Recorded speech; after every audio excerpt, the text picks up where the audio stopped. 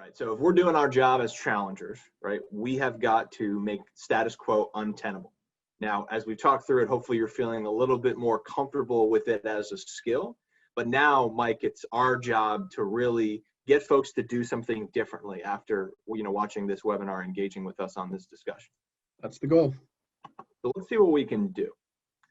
We're probably still thinking, what if I leverage constructive tension? What's going to happen? What's going to go wrong? How will my customer react? Will I upset them? And we need to shift that mindset, Mike and I, to create some constructive tension within all of you, frankly. That this is not about what happens if I do this. This is about what happens if you don't. So our job, our imperative as salespeople, as we all know, we are agents of behavior change. We need to make the pain of staying the same greater than the pain of change. Full stop. And I think, Mike, the question here is, how well do our activities line up with this imperative of very clearly articulating the cost of doing nothing?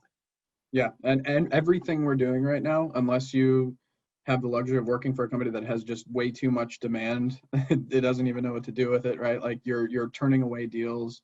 Rare instance, maybe Zoom is one of those companies right now, but in this environment, your job as a seller right now is to generate demand.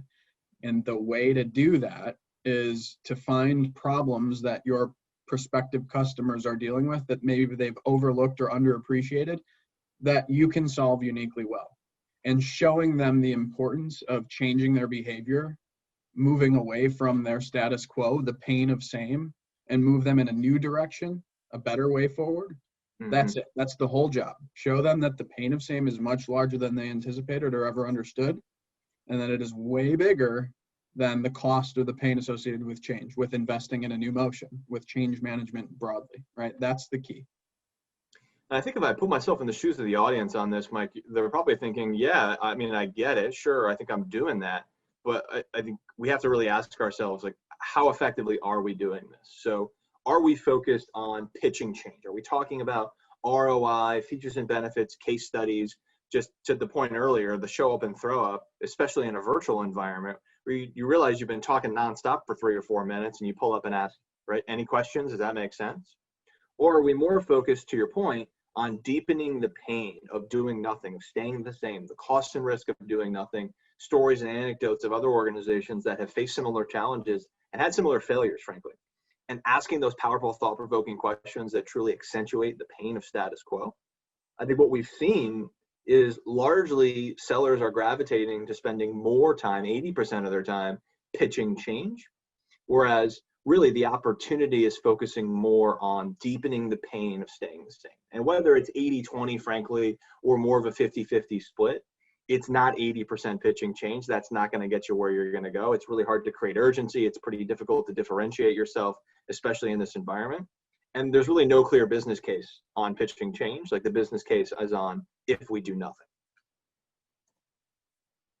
So let's do some math here, because this hopefully paints the picture for you and gets you start to thinking about what am I spending my time on? And one of the things we know to be true is 38% from our research, 38% of all purchase attempts end in status quo or no decision. This is from our B2B buyer study back in 2019.